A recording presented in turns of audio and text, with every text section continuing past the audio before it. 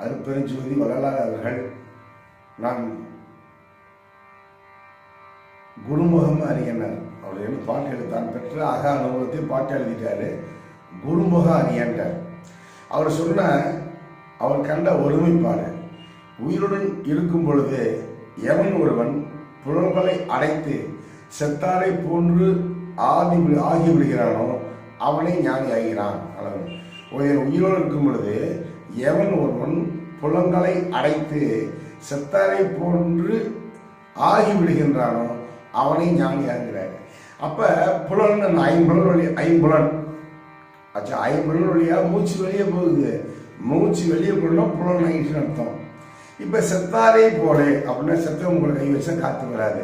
அப்ப யார் மூக்களை காத்து வரலையோ அவர்களே ஞானி தகுதியாகிறார்கள். கருப்புரிசக்தி மையத்தில் 1 மணி நேரத்தில் மூக்கு